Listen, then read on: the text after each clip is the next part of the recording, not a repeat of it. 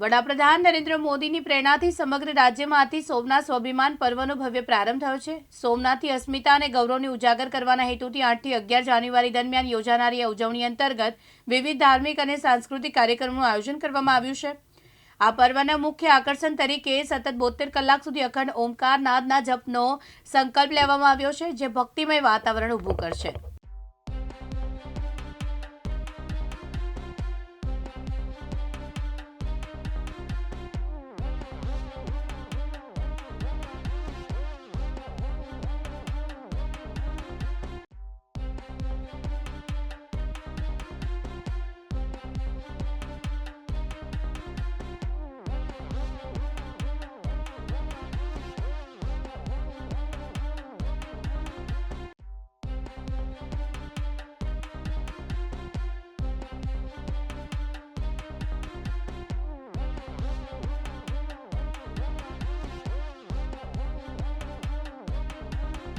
તૃષાલ પંડ્યા, દિવ્યાંગ ન્યૂઝ, નડિયાદ।